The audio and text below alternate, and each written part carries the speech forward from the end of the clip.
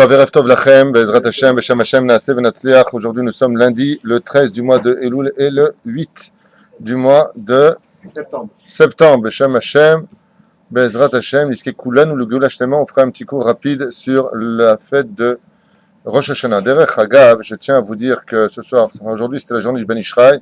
On dédiera Bezrat Hashem ce Shiur d'Irvodo. On appelle en général la fête bonne fête de Tishrei, les bonnes fêtes de Rosh Hashanah. Il faut savoir que Rosh Hashanah, ce n'est pas vraiment une fête, c'est un rendez-vous fatal et vital que tous les vivants ainsi que tous les morts se doivent de rencontrer.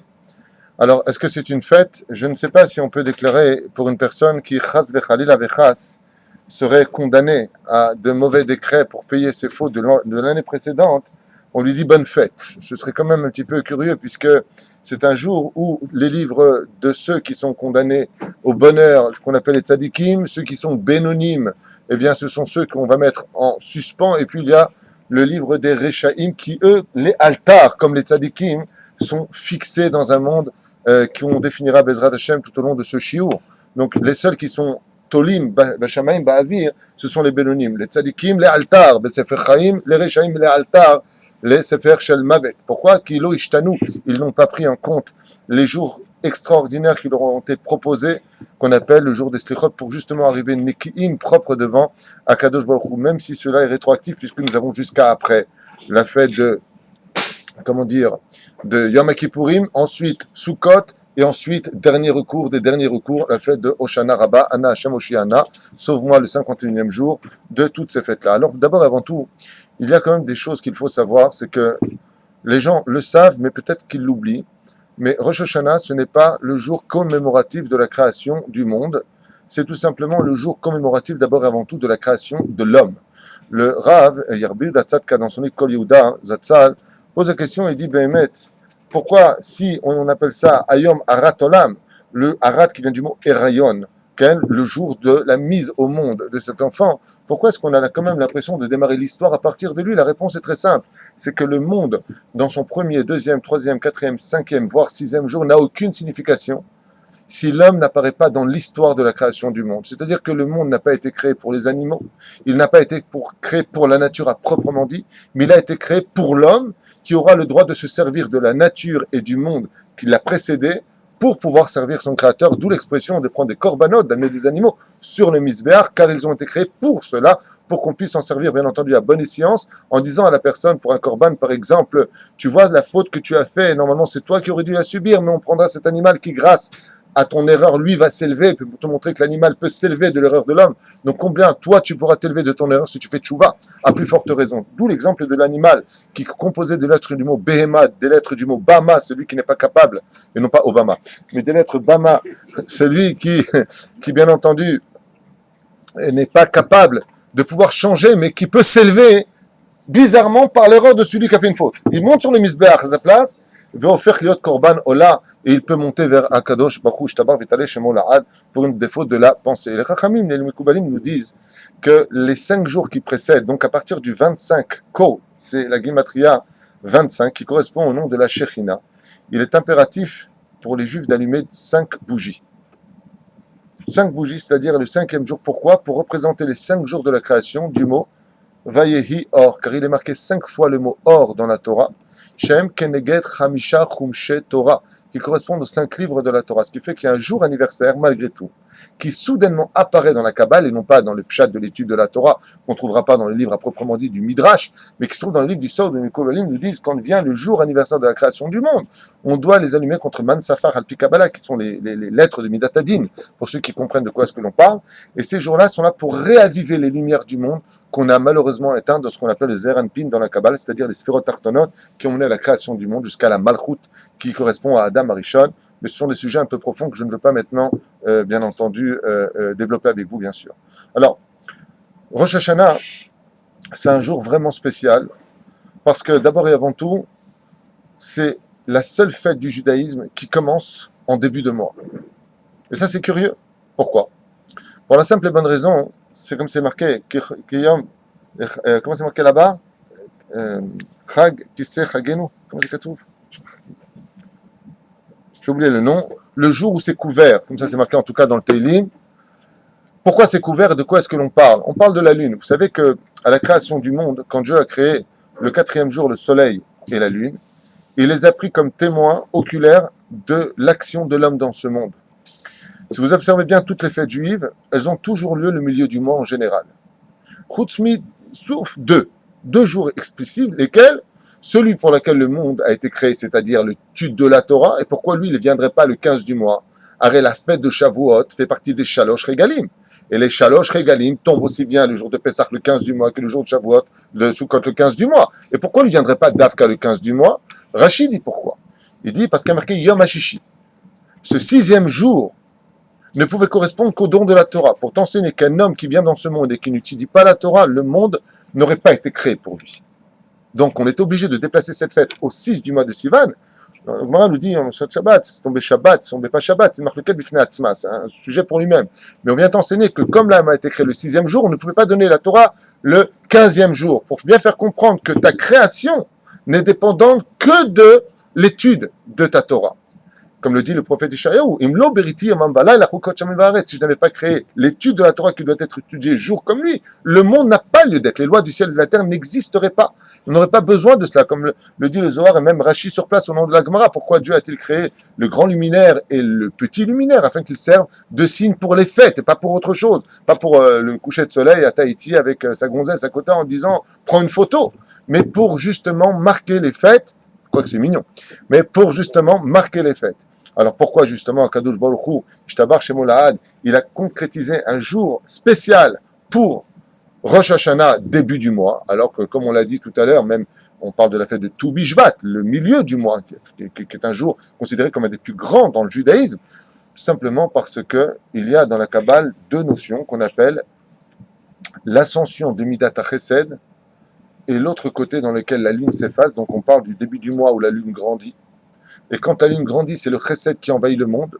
Et quand la lune redevient petite pour l'autre quinzaine du mois, c'est un peu Midat HaDin qui envahit le monde. À tel point que les Mekumulim nous ont dit, heureux celui qui est né dans le début du mois, jusqu'au 15 du mois, et ce sera plus difficile pour la Parnassa et le Mazal d'un homme s'il est né après le 15 du mois, vers la fin du mois. Mais ne vous inquiétez pas, chacun regarde sa date hébraïque, ça me fait rire. Ne vous inquiétez pas, et pourquoi? Parce que, Baruch Hashem, les Parchanim nous ont déjà expliqué que ce n'est pas tout à fait vrai vis-à-vis de ce que nos yeux voient dans la rue. Car on connaît des gens qui sont nés le 25, le 17 ou le 18 du mois en hébreu, et ils vont très bien financièrement, ils vont très bien au niveau de la santé. Mais de quoi est-ce que l'on parle? On parle simplement du tikkun, du nefesh, de ce qu'on ne voit pas.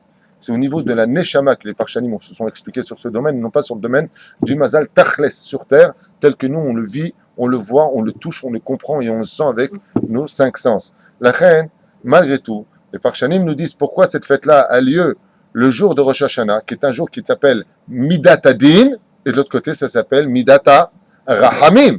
Alors décide, c'est un jour de justice ou c'est un jour de pitié? C'est un jour de justice qui est complètement pitié. Pourquoi? Parce que c'est un procès qui est un peu faussé. Dans quel sens? Dans le sens où quand Akadosh Baruch Hu apporte les deux témoignages, qui sont les deux témoins de l'univers, le soleil et la lune, si on commence le premier du mois, elle est où la lune?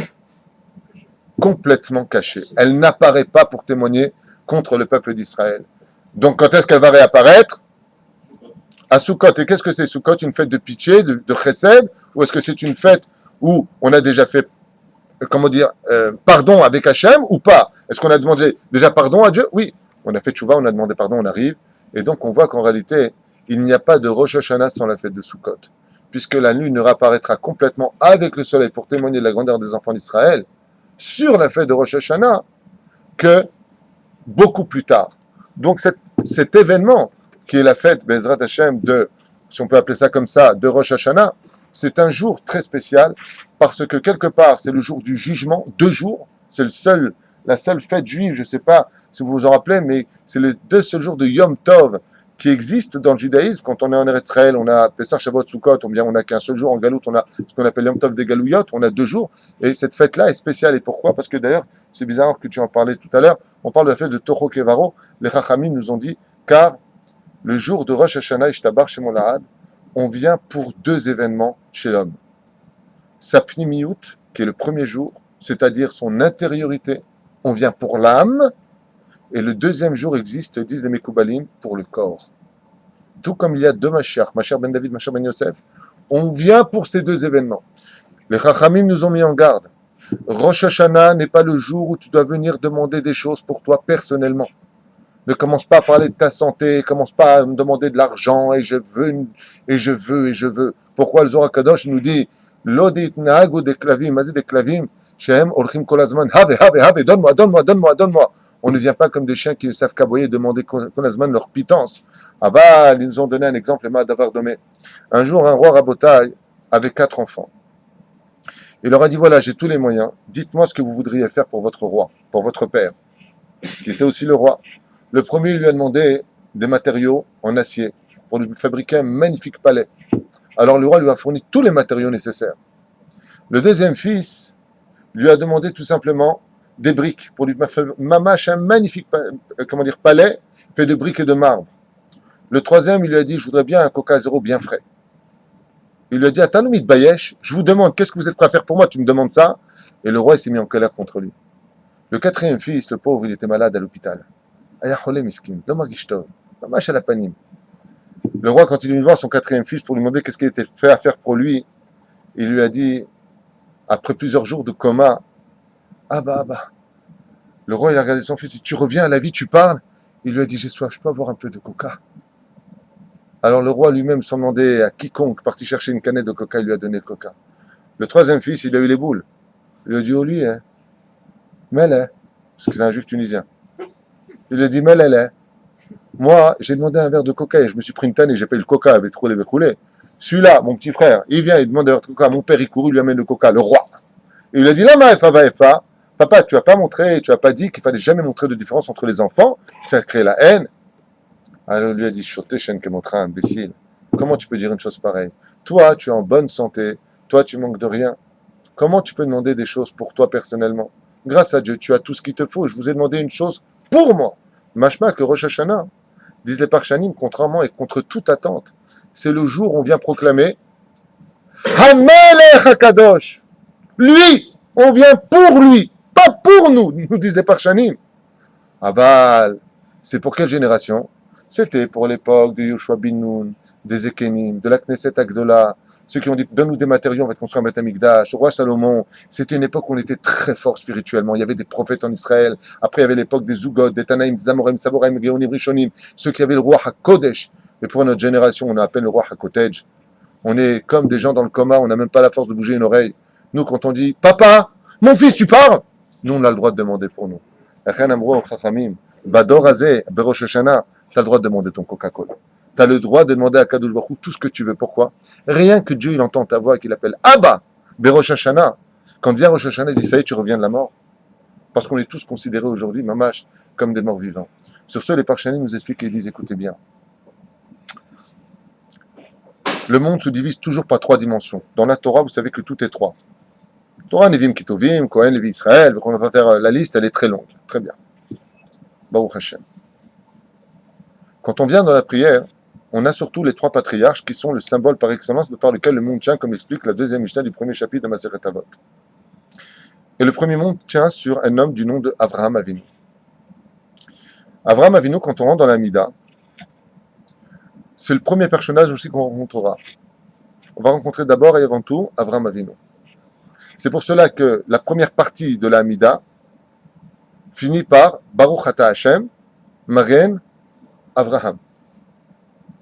Le deuxième personnage qui intervient, c'est celui qui revient de la mort. Pourquoi? Parce que 2 femmes ont changé le cours de leur vie à Rosh Hashanah et ont enfin engendré des enfants. C'est Chana, d'abord Sarah et Menou et Chana, qui ont mis au monde le jour de Rosh Hashanah leur enfant. Shmuel est né à Rosh Hashanah et Yitzhak Avinu alav Shalom est né à Rosh Hashanah. Donc il y a un kesher hadouk extrêmement précis entre la naissance de Yitzhak, on prend de Yitzhak parce qu'on parle de Yitzhak dans la Hamida, et bien entendu qui? Le jour de Rosh Hashanah. Il est totalement relié à lui. Pourquoi? Le Zohar nous apprend, contre toute attente, que Yitzhak Avinu est réellement décédé sur le Mizbeach. Et le Zohar nous dit, on a une preuve de la Torah, car quand viendra Yaakov Avinu alav Shalom avec le manteau du Gan Eden, il lui dit, mais l'odeur que tu portes, n'est-ce pas celle du Gan Eden que j'ai sentie? Rashi, il dit, mais d'où tu connais l'odeur du Gan Eden? Il dit, son Mizbeach. quand il est monté pendant un an, il a été soigné. Chez Neymar, va y avoir Abraham, l'espoir de Sarah. Abraham est venu pour faire le respect des oraisons funèbres de Sarah. Ouais. Il était où Yitzhak? Ben, il était mort. Il n'était pas là. Donc, qui dit Yitzhak Avinu à Rosh Hashanah dit automatiquement Triat Hametim. Triat Hametim, résurrection des morts. Quelle est la deuxième bracha qu'on rencontre? Baruch Ata Hashem, Mechaye Hametim. Et le troisième, c'est Yaakov Avinu qui finit la première partie de la Mida. Chez Ushtam Yoshev Oalim, Yaakov, c'est l'homme de la Torah. Baruch Ata Hashem, Hakel Akadosh. Quand est-ce qu'on est capable de faire Akadosh Baruch Hu un roi? Quand on se comporte comme Yaakov Avinu. Ishtam Yoshev Oalim. Comme tu expliquais tout à l'heure, Baruch Hashem, Rahamim, c'est par l'étude de la Torah qu'on rend Akadosh Baruch Hu un roi. Hamelech Akadosh. D'ailleurs, on raconte une Gemara très bizarre que les gens lisent, mais il faut la comprendre, elle est vraiment en rapport avec Rosh Hashanah. La Gemara nous parle d'un maasé très spécial. À l'époque du deuxième temple avec le Matzor, vous savez que les Romains avaient interdit toute sortie et toute entrée de Jérusalem, et seuls les gens qui mouraient à l'intérieur de la muraille de Jérusalem pouvaient sortir leur corps et les enterrer à l'extérieur de la ville, comme le demande la tradition juive. Et donc, Vespasien, qui était à l'époque le dirigeant, on va dire le gouverneur d'Israël, celui qui devenait à bien le Matzor, c'est-à-dire le... On dit Matzor en français. Nous, traduisez Matzor. On ne peut pas rentrer, on ne peut pas sortir. Vous êtes aussi naze que moi en français, c'est bien, ça fait plaisir. Hein? Le siège, voilà, là où vous êtes assis. Très bien, le siège, justement, à bonne escience. Rabbi Yochanan a voulu sortir. Et donc, qu'est-ce qu'il a fait? Il s'est fait passer pour mort. C'était bien. C'est une Gemara très spéciale. Quand il est arrivé devant Aspasianus, il lui a dit Ichya Melech, que vive le roi. Le roi, quand il a entendu ça, il lui a dit, je ne suis pas le roi. Et le rabbin Yochanan, il revient vers lui, il lui dit, Ichya Melech, il vit le roi, vive le roi. Il lui dit, tu es passible de mort 2 fois. La première, c'est que je ne suis pas roi, donc tu as fait Mored Malchut, tu as trahi le roi de Rome en disant ça, puisque tu m'as nommé moi qui ne suis qu'un ouvrier, un général, mais pas le roi, pas l'empereur. Et le deuxième, si tu avais vraiment raison et que moi je suis le roi, alors où tu étais jusqu'à aujourd'hui? Si tu as raison, t'es chayav mita. Si tu as tort, t'es chayav mita. Pourquoi? Et d'un côté, si je suis pas le roi, t'es chayav mita parce que tu as un trait vis-à-vis de l'empereur de Rome, en disant que je suis le roi. Et de l'autre côté, si tu as raison, tu mérites aussi la mort. Pourquoi? Si tu savais que j'étais le roi où tu étais avant. Est venu un chevalier qui surgit du fond de la nuit, Ichya Meler, le Sénat vient de te nommer roi, l'empereur est mort, tu es le roi. Il a changé d'avis, il lui a donné 3 conditions qu'il respectera. La Gemara continue avec Rabbi Tzadok qui devait soigner, la ville de Yavne, et les Chachamim qui pourront étudier la Torah dans le Sheket. Très bien. Mais ici, il y a Moussar Eskel que les Chachamim nous ont dit. Tu crois que la Gemara c'est quoi? C'est l'histoire de Tintin et Milon. On te raconte l'histoire d'un vieux pépé qui a vécu il y a 2000 ans et qui a dit Ichya Meler. Quoi? C'était déjà le Rabbi à l'époque. De quoi est-ce qu'on parle? Et là, ça vient te dire que regarde les réponses de ce goy. Il lui a dit et si tu avais raison que j'étais le roi, alors t'étais où jusqu'à maintenant? À Kavana, si tu as attendu Rosh Hashanah pour dire Hakel, hein? Hamelech Hakadosh. Il dit, si aujourd'hui tu dis que je suis le roi et te dis Hachem, alors t'étais où jusqu'à maintenant? Efo Aïta Atko. C'est pour ça qu'on se prépare Bezrat Hachem pour les Slichot. Pour ne pas tomber dans le piège à crier Hamelech Hakadosh, alors que tous les jours de notre vie, on doit être conscient de la valeur du roi des rois. Après, vous voyez que Rosh Hashanah, c'est un rendez-vous extraordinaire. Alors, pour en revenir à ce qu'on disait vis-à-vis de Triat Hametim, à Rosh Hashanah, c'est Bémet, le jour de Triat Hametim. D'où est-ce qu'on l'apprend? De la bracha qui viendra par la suite. Dans la Hamida, quand on arrive dans Barech Alenu, ou Barechenu, plus exactement, on vient bénir les années. Et vous savez que la Gemara nous dit dans Rosh Hashanah, je crois que c'est Yud Zayin, là-bas on nous dit, ou Tedvav, on nous dit que tout est Katsouf de Rosh Hashanah jusqu'à Rosh Hashanah. C'est-à-dire tout est prévu de Rosh Hashanah jusqu'à Rosh Hashanah. Chaque année qui a existé, Rabotai n'existera plus jamais. Chaque jour qui a existé dans l'humanité, de la même façon, n'existera plus jamais. Chaque seconde de notre vie n'existera plus jamais. Donc le but du juif, c'est quoi? D'éterniser ce qui n'existera plus jamais après toi. Laisser un moment d'éternité. Le sanctifier par le monde de la Torah. Mais là, on a un problème au niveau de la technique. Arrêt, s'il y a une prière qui est d'une importance capitale, comme le dit le Ari Akadosh, il y a 2 endroits dans l'année où on peut tout récupérer. C'est la semaine qui précède Rosh Hashanah, la semaine qui précède Yom Kippour. Il marque le cas de savoir est-ce qu'on parle de Rosh Hashanah et Kippour. Il y en a qui disent les 2 semaines, lesquelles? Le dimanche viendra réparer tous les dimanches de l'année. Le lundi viendra réparer tous les lundis de l'année. Il y en a qui disent c'est la semaine de Rosh Hashanah, qui disent c'est la semaine de Kippour. Le Méchané, Et il va qu'on fasse ça toutes les semaines, comme ça on est tranquille, on n'a vraiment besoin de réparer. Aval. Mashimon Ma'anien, quand on arrive à la prière de Mincha qui précède Rosh Hashanah, arrête, qu'est-ce que tu viens dire à ce moment-là? Baruch Ata Hashem, Mevarech Hashanim. Et là, les Parchanim, ils ont dit, je comprends pas, attends mort. Quand Mevarech Hashanim, dans même pas 5 minutes, tu vas rentrer dans Achot Ketana. Tu viens de faire ta Amida de Mincha, et donc ça veut dire quoi? Ça veut dire que tu es en train de dire maintenant le dernier Baruch Ata Hashem, Mevarech Hashanim de l'année de Shnat Tash'ad. Aujourd'hui, on est Shnat Tash'ad. Donc, en quoi tu pourrais changer le monde en 5 minutes de prière, puisque cette année, elle est finie maintenant. C'est la dernière prière de l'année, qui est la prière de Mincha. Et pourquoi Mincha? Shacharit, c'est Abraham, une fois de plus. Mincha, c'est Yitzhak. Parce que tout est relié à qui? À Yitzhak. Et pourquoi Yitzhak? Parce que Yitzhak est mort sur le Mizbeach. Mais Yitzhak, il est revenu à la vie sur le Mizbeach. Pour t'enseigner que si toute cette année a été pourrie pour toi, comme celui qui revient de la mort, sache que tu peux bénir encore cette année-là. Pourquoi? Parce qu'en 5 minutes, tu peux changer tous les cours de ta vie. La Khan et les Parchanim ne nous ont pas changé la Mida en disant Baruch Ata Hashem, Yevarech Hashanim, et la Mevarech. Mazé Mevarech, c'est Milchon Ové, c'est du présent. Ça veut dire que quoi? Juste avant de rentrer dans Rosh Hashanah, avant que la nuit ne vienne, tu as combien de temps encore? On va dire quoi? 7 minutes? 10 minutes? Ouais? Ça vient t'enseigner Amrul Chachamim. Mevarech Hashanim de l'année dans laquelle tu es encore. Ça veut dire quoi? Tu peux déjà tout changer. Mais il y a un Moussar Eskel extraordinaire. Les sages nous ont dit, ça vient t'enseigner que d'un côté, si toute ton année, elle était désespérée, elle était pourrie de sa race maudite, Hashem Ishmor Virachem cette année comme elle était pourrie. Ouais. Mais Valech Hashanim, laisse tomber. Pourquoi? Rosh Hashanah arrive. L'air derrière Hagab, je tiens à vous le dire à voix haute.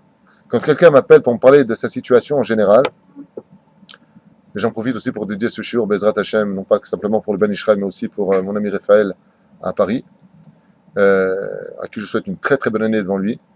J'ai simplement aussi un mot à lui dire à lui, et je vous le dis à vous tous. Celui qui est dans la panade financière, la santé ça va pas du tout, vous savez ce qu'on lui dit? Bon, c'est des ratons Rosh Hashanah.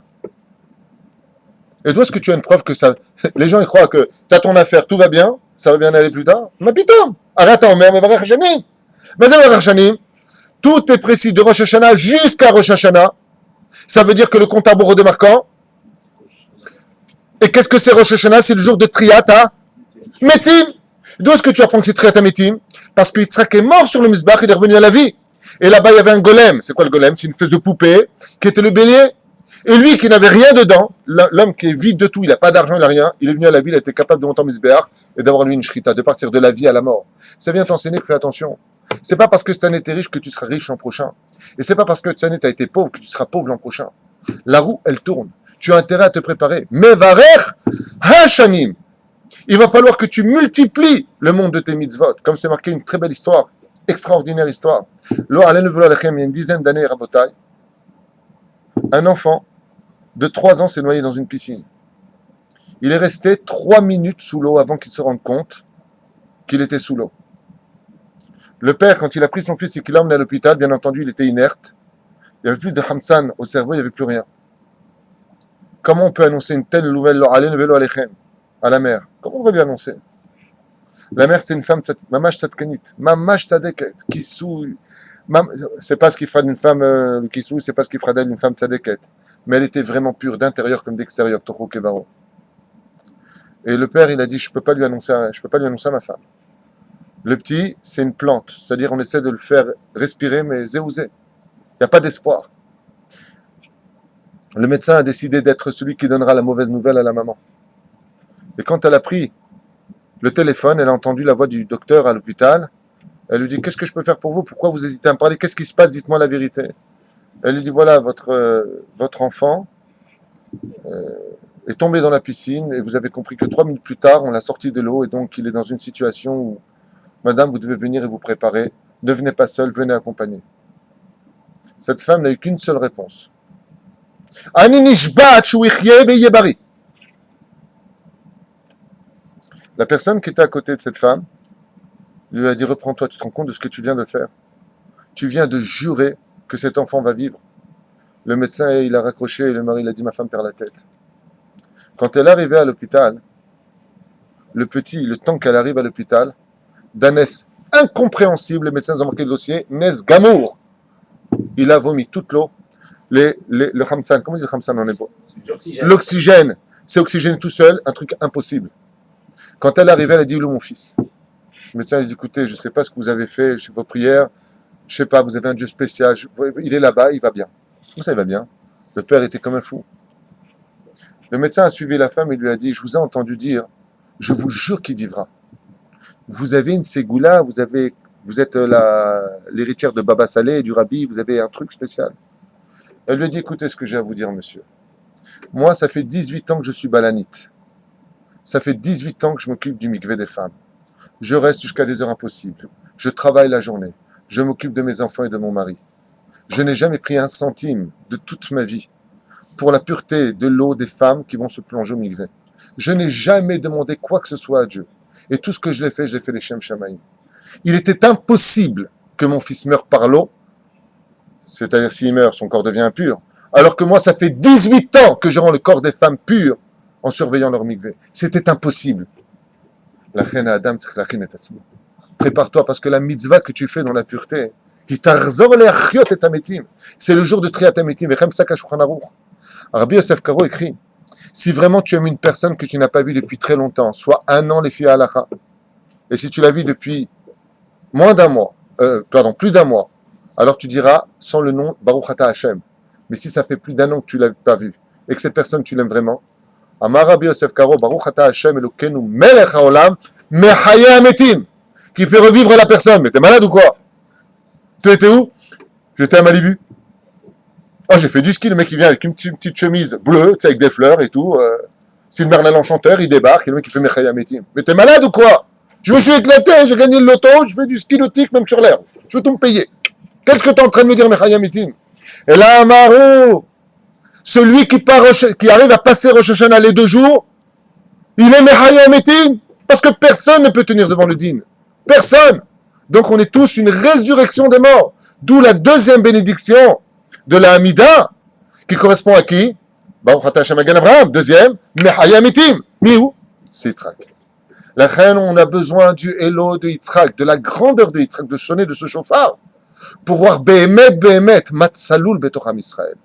Qu'est-ce qui est pur dans le peuple d'Israël? C'est qu'on est tous Miprinat Mechaya Ametim. Mais pour ça, il y a une condition. Si tu veux, Mechaya Ametim, qui veut dire résurrection des morts. Je pense à ma femme qui me dit traduit. Mais qu'on se comprenne bien, Rabotai. Si tu arrives à Rosh Hashanah pour revivre de nouveau, il faut que tu viennes comment à Rosh Hashanah? Eh ben, mort. Mort, ça ne veut pas dire le mec il arrive blanc, habillé en blanc, zombie. Je suis mort. Non, débile. Parle pas de ça. Et là, il faut que tu viennes dans une humilité absolue. Un mort, il va pas, tu le cherches, le mort, qu'est-ce qu'il fait? Il bouge pas. Tu lui donnes un coup au mort, qu'est-ce qu'il fait? Il bouge pas. Il bouge?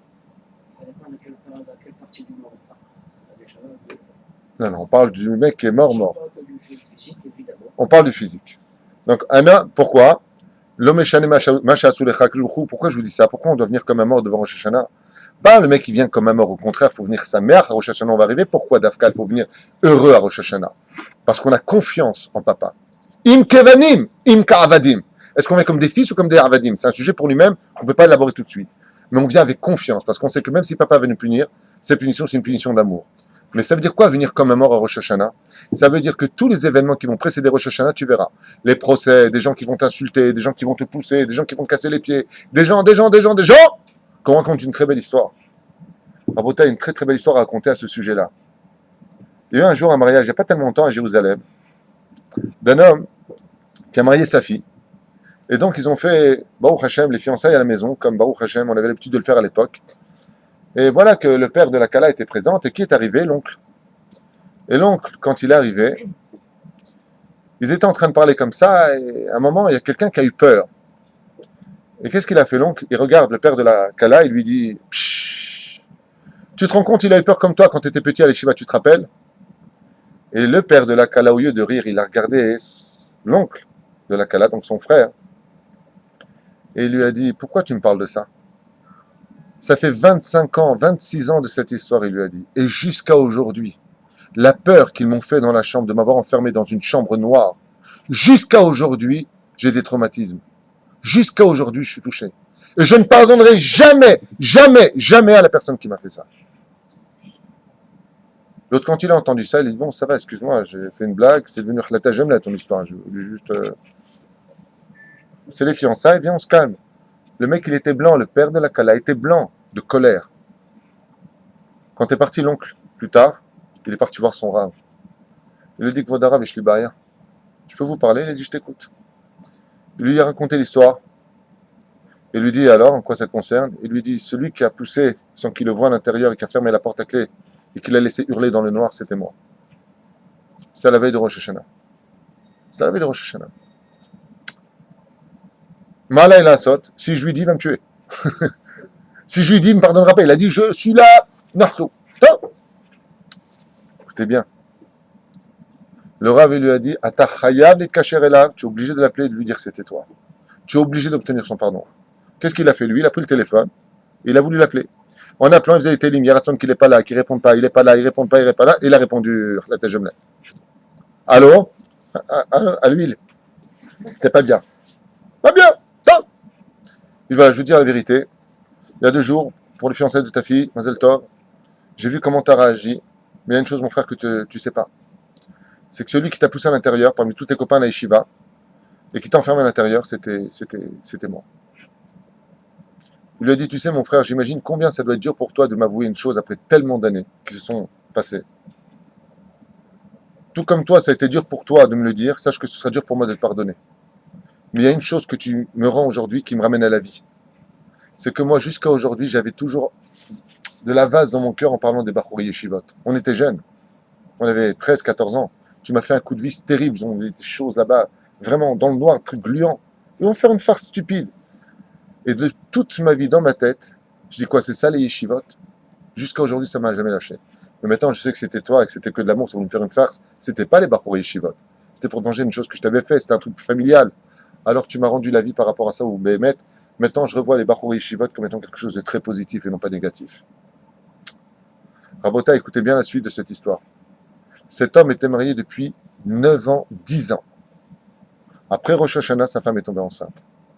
Il est parti voir son Rav, il lui a dit, vous savez, ma femme est enceinte. Elle ne pouvait pas tomber enceinte. À la fin de l'année, je devais lui donner le guet. Le Rav lui a répondu, tu sais pourquoi le Hazan, quand il est au Kab à Shofar, des fois ça bloque? Il lui a dit, non, mais quel rapport? Il a dit, tu vas comprendre tout de suite. Vous avez remarqué, quand tu prends le Shofar, tu souffles à l'intérieur. C'est quoi le souffle? C'est tout simplement que, comme je vous l'ai dit, le monde a été créé pour la création du monde dans le couloir de la vie pour l'étude de la Torah. Le souffle, c'est la lettre He, comme c'est marqué dans la Torah, Behi Bera'am, le He est marqué en gros caractère dans la Torah, pour dire que Dieu a tout créé en un souffle. Et quand l'homme a reçu le Ruach, il l'a reçu par les narines. C'est pour ça que quand tu as le chauffard, c'est le seul moment où tous les hommes qui sonnent du chauffard ne peuvent respirer que par le nez. Pourquoi? Parce que la bouche est occupée au chauffard. C'est plus du chauffard, c'est du jazz, s'il fait ça. Donc il est obligé de respirer par le nez. Pourtant, c'est né que c'est très à ta médecine. Tu reviens à l'état de l'homme originel avant la faute. Donc tu as intérêt à te réparer. Le Rav, il lui a dit, tu as remarqué, ça dit que quand on sonne du chauffard, des fois, qu'est-ce qu'il fait le Chazan? Et tout le monde entend ce geste. C'est pas de l'asbana, hein, c'est pas un truc tunisien. C'est quoi ce geste? Ça veut dire tout simplement, il y a quelque chose qui dérange dans le couloir où devrait passer de façon générale le souffle divin. Et il lui a dit, toi, depuis que ton frère, ne sachant pas qui c'était, ne te l'a jamais dit, mais ne l'avait jamais pardonné, il a mis une poussière dans ton chauffard, dans ta vie, où tu n'as jamais pu améliorer ton action pour engendrer la vie. Chauffard qui vient du mot l'ishtaper, shipruma asechem, qui veut dire améliorer vos actions. Et il lui a dit, c'est pour cela que tant que tu n'avais pas eu son pardon, le couloir de ton mazal était embouteillé de souffrances que tu as fait subir aux autres. Pour cela, Baruch Hashem, que la veille de Rosh Hashanah Rabotai, on fait les Atarat Nedarim, ce que j'ai promis, voilà, je vais essayer de l'annuler. On appelle les gens. Bien entendu, vous savez comment ils font les gens bleed. Allô, ça va, ouais. En fait, si je t'ai touché, je te demande pardon, hein. Ouais. Et tu lui as fait, tu le vois jamais que tu lui parles. Le mec, tu n'as jamais appelé de ta vie, je dis, si je t'ai fait un truc, vas-y, je t'ai fait un truc. Maran Rav Kook, Zaksal, il disait, c'est que les cachers, les michatabatoir. Il faut appeler celui dont tu es sûr. Le mec, il a appelé la terre entière juste avant la fête. Dis-moi, t'es occupé? Qui c'est? C'est moi. David, tu te rappelles pas? Non, même pas. Bon, si je t'ai fait du mal un jour, lâche-moi les baskets, je te connais même pas. Là, tu es en train de me casser les pieds, t'es au courant? Ah, pardon, alors excuse-moi de t'avoir rappelé. Et là, les chachayim ont dit, non. Nettoie bien le couloir avant Rosh Hashanah. Les premières personnes à aller voir sont ceux qui sont autour de toi. D'abord ta femme. ensuite tes enfants, ensuite tes parents, ensuite tes beaux-parents, ensuite les cousins, cousines. Une espèce de, vous savez, de champignon atomique. Ceux qui étaient proches de l'atome, qui sont-ils? C'est eux que tu as vexé plus que tout le monde. Maintenant, si tu as un souvenir quelconque vis-à-vis d'autrui, il est matavoumanim. Pourquoi? Parce qu'Akadosh Baruch Hu te jugera exactement comme tu auras jugé les autres. Donc si tu arrives à te baisser, de demander pardon et d'obtenir le pardon des autres, comment tu veux que Dieu ne te pardonne pas? J'ai fait du mal à cette personne, il m'a pardonné Dieu. Donc vous avez compris c'est quoi demander pardon à une personne avant Rosh Hashanah? En général, le Ikar c'est avant Yom Kippour. Mais Yom Kippour n'existe que parce qu'il y a Rosh Hashanah avant. C'est les 10 jours de pénitence qui commencent déjà à Rosh Hashanah. Donc quand tu viens demander pardon à l'autre avant Rosh Hashanah, tu es en train de demander à Dieu tout simplement de ne pas être moins qu'un homme. Si toi, à qui j'ai fait du mal et que j'ai demandé pardon et je redemandé pardon, tu m'as dit Ani Solar, Bel Shalem, je t'ai vraiment pardonné de tout mon cœur, comment toi, Hachem, si je te demande pardon, tu ne peux pas me pardonner? C'est impossible, tu ne peux pas être moins que lui à qui j'ai fait du mal. Vechan ani lo yadati. Lachen Bezrat Hashem, Zeu Yom Nifla, Rosh Hashanah. Mais Rosh Hashanah, ça va encore beaucoup plus loin que cela.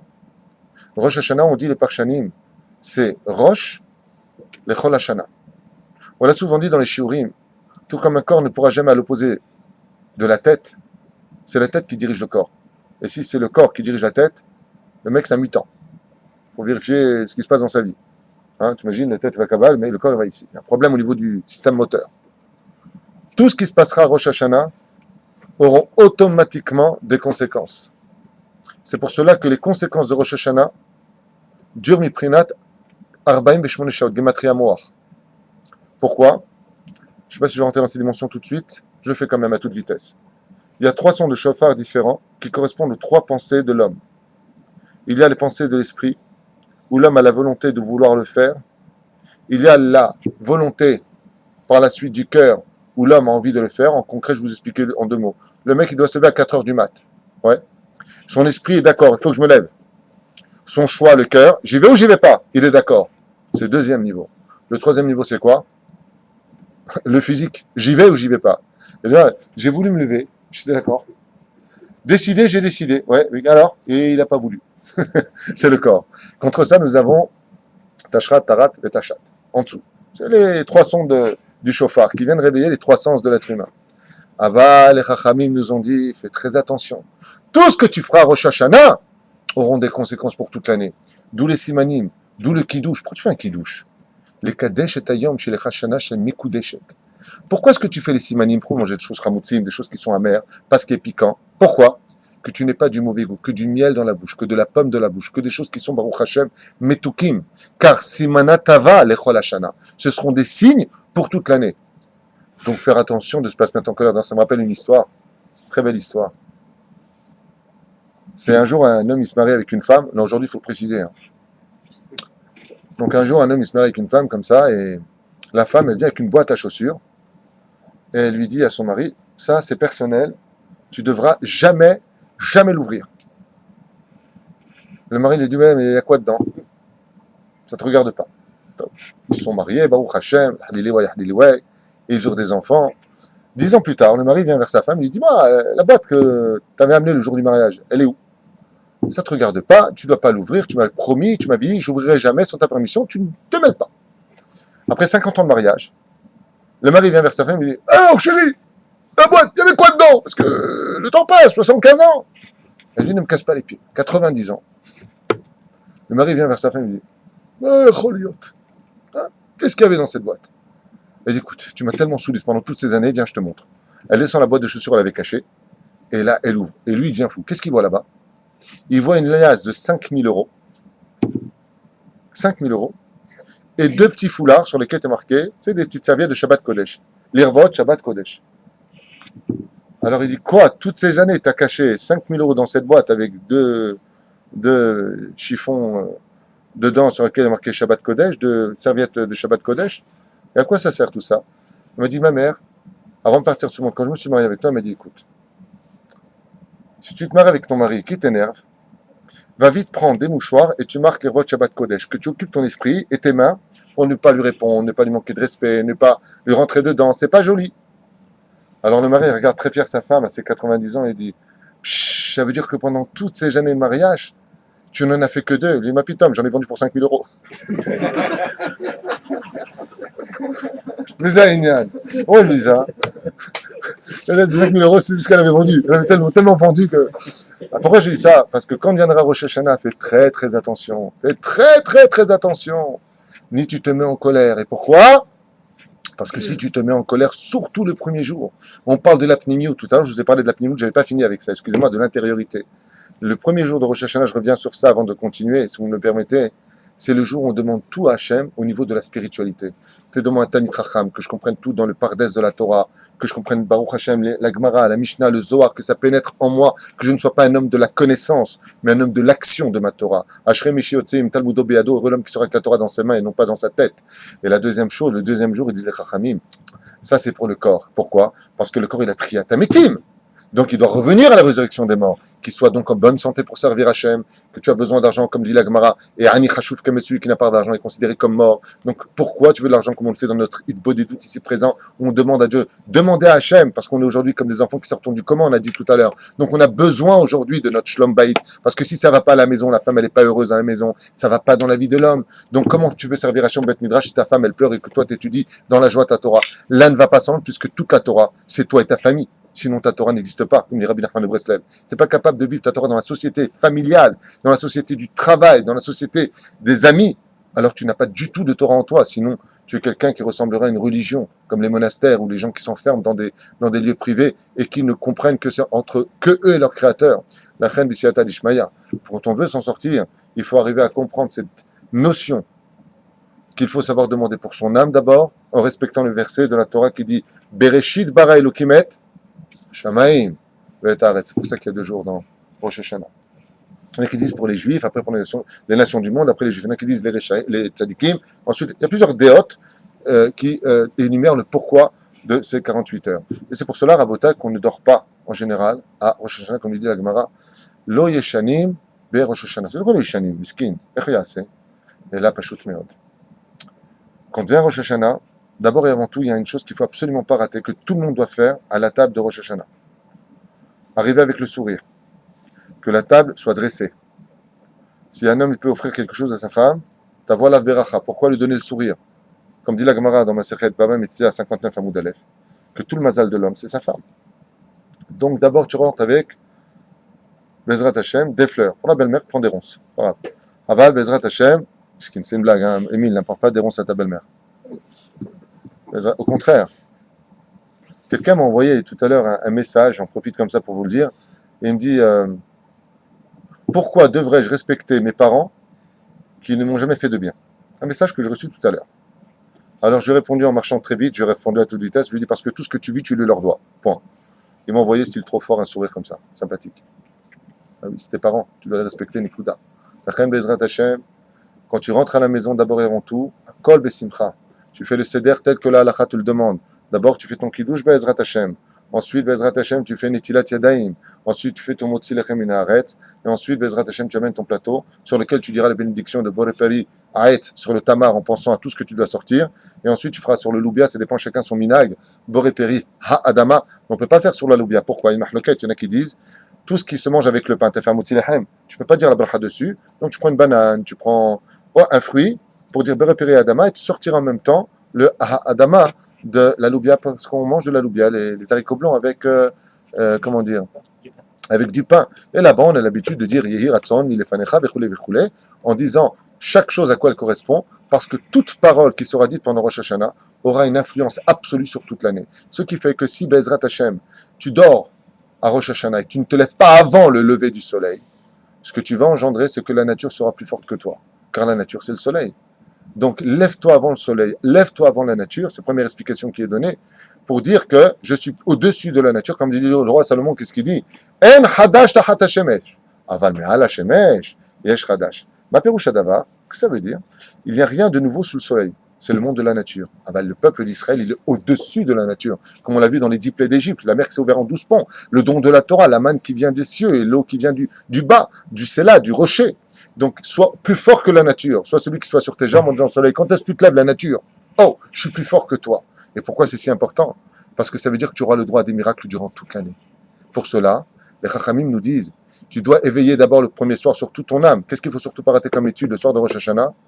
les 4 prakim de Rosh Hashanah, les Mishnayot de Rosh Hashanah, qui ont été compilés. Vous savez pourquoi? Pourquoi 4 prakim? Echad keneged yud ke vav ke. D'où l'importance de lire Bezrat Hashem le soir de Rosh Hashanah, à table, les 4 chapitres des Mishnayot que nous avons. Davka, les 2 seder, les 2 zarim qu'on fait. Pourquoi? Pour montrer à Kadosh Baruch Hu qu'on est venu réparer notre Neshama. Neshama, c'est l'aide du mot, Mishnah, comme vous le savez tous. Les écoles à Inyan, Shadam, Bezrat Hashem, ni il se met en colère, ni il se met à parler. Amrou, Ashre Misha Amod Betani Dibur Beyom Rishon Shel Rosh Hashanah. Il y a un livre qui dit, Chachamim qui disent, heureux l'homme qui, Bezrat Hashem, sera en Tani Dibour le premier jour au moins de Rosh Hashanah. Pourquoi? Parce que Mida Keneged Mida Lobatla. Si une personne, elle parle dans ce monde, ça provoque que les anges accusateurs peuvent parler dans le monde d'en haut. Mais si une personne se tait dans ce monde, Tani Dibour, il dit, si lui il se tait, pourquoi vous parlez? Vous avez été créé de lui. Donc si votre maître qui vous a créé se tait, est-ce qu'un Eved, il a le droit de parler devant le maître? Il n'a pas le droit. Mais si en bas, on n'arrête pas de parler de choses vaines, de choses qui ne sont pas de la Torah mais à Chouz, on provoque que les anges accusateurs ont le droit de parler du mal de nous. La Chem Bezrat Hashem, on se taira à Rosh Hashanah, on n'apportera que des livrets Torah, on sera sympathique avec les enfants, particulièrement heureux avec notre épouse. Pourquoi? Parce que tout ce moment-là, Bezrat Hashem, aura une influence définitive sur toute l'année. Alors qu'est-ce qu'on va faire? On va étudier la Torah. On étudiera Bezrat Hashem, Morenu Verabenu, Rabbi Nachman ben Fega, la Torah de Rabbi Nachman de Breslev, l'étude du Rabbi Lubavitch, un petit peu de Rav Kook, un petit peu du Rav Ovadia Yosef, un petit peu du Rav Ben Zion Abashou Lorletzion. Pourquoi? Pour qu'on ait l'amour de toutes les tendances le jour de Rosh Hashanah. Toutes les tendances, mais particulièrement celle de Rabbi Nachman, puisqu'il a dit, c'est mon jour à moi. Combien il est important de faire le Tikkun HaKlali à Rosh Hashanah, Bezrat Hashem. Tout cela pourquoi? Pour qu'on ait, Bezrat Hashem, 48 heures de bonheur dans la Torah, et qu'on sourit avec tout le monde. Comme on dit, les Chachamim, il dit à Rosh Hashanah, combien il est important, de souhaiter les gens, les uns aux autres, avec le sourire à la Beth Knesset. Shana Tov Vorach, avalo le patpet. Pourquoi? Il dit parce que si tu souhaites à l'autre du bonheur, il est évident que toi aussi tu auras ce bonheur. Tout celui qui n'est pas jaloux, qui n'a pas de kin'a dans le cœur, à Rosh Hashanah. Yotzelo Bezrat Hashem Shishtapruma Asab, puisqu'il n'a pas de kin'a, il n'a pas de jalousie pour lui, vis-à-vis des autres. Alors il n'aura pas la inara, disait Chachamim, sur lui. Comme on dit dans la prière,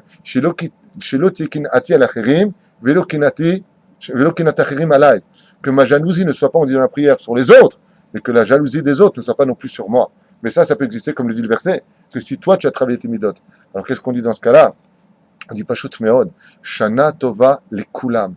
Chez Behemet, Yelanu Shana Tova Mvorach. Pourquoi? Parce que tout ce que nous allons faire, on répétera encore pendant Rosh Hashanah, c'est 48 heures, le Satan ne cessera de nous faire tomber. On va être fatigué, surtout ici on se lève au Netzachama, on vient en général à la Beth Knesset, il faudra s'efforcer de venir tôt. Comme dit le deuxième tam, il y a 2 tamim. Le premier, c'est qu'il faut être plus fort que la nature. Et c'est quoi le deuxième tam? C'est que dès que vient l'aube, le Bet Din d'en haut s'ouvre. Tu as déjà vu quelqu'un qui est jugé et qui dort? S'il dort, elle est où son âme? Elle est en haut. Donc, si elle est en haut pendant qu'il dort à Rosh Hashanah, elle est au Bet Din d'en haut, il vient, comme c'est marqué dans le Zohar, toute la nuit, quand un homme va dormir, son âme vient devant le Bet Din d'en haut. S'il est mort, en d'autres termes, c'est un 60e et qu'il est en train de dormir, quand il se fait juger, il est en haut, il ne peut pas se sauver. Pourquoi? Son avocat, c'est qui? Qui est l'avocat de l'homme sur terre? C'est son corps. Comme on dit les métimes, les morts ne peuvent plus rien faire pour s'élever. Qui peut les élever? Ceux qui sont dans le corps.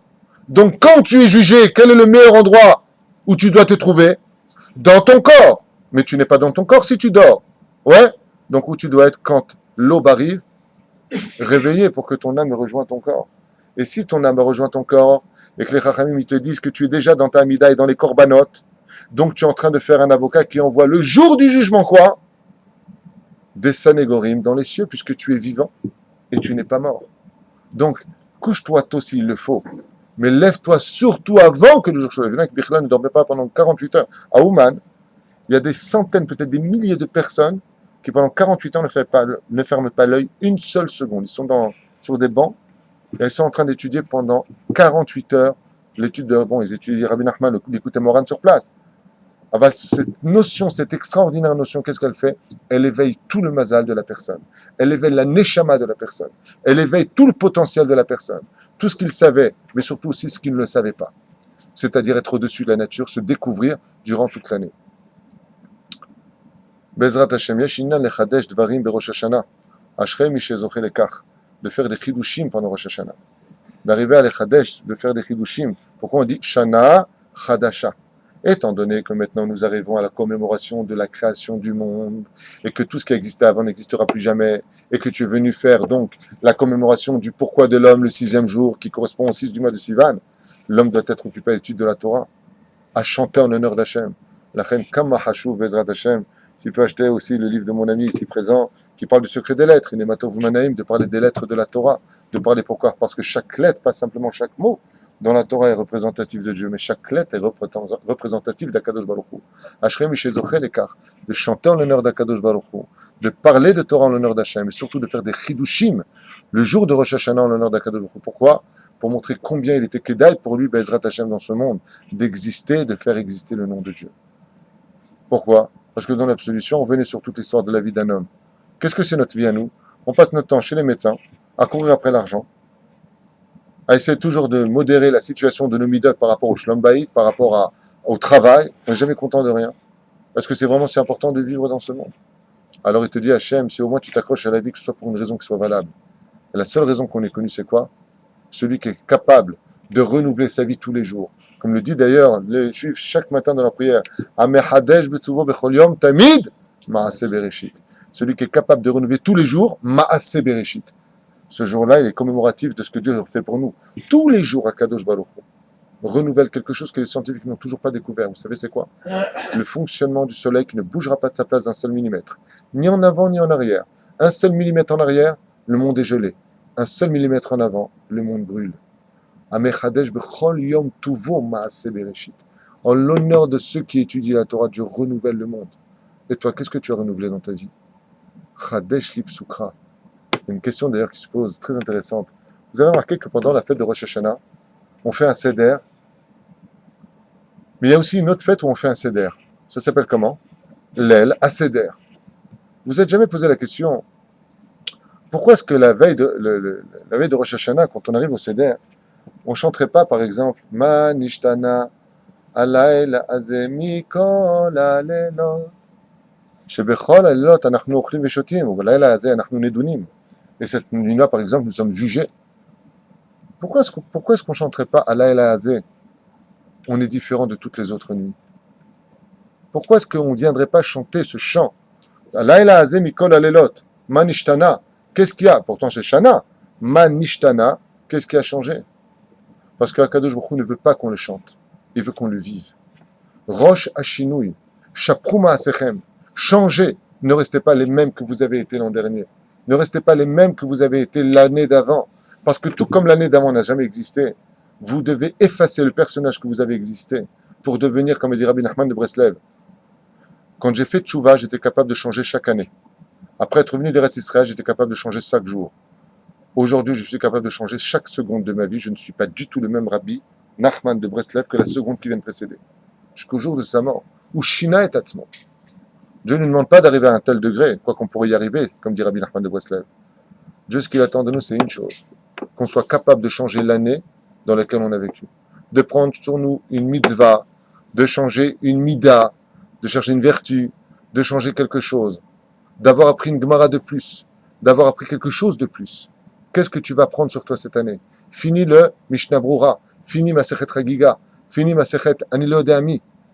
Prends sur toi de ne pas te fâcher, prends sur toi de juger les kafsrout. Mais ne viens pas dire Manishtana Laila Azeh. Pourquoi?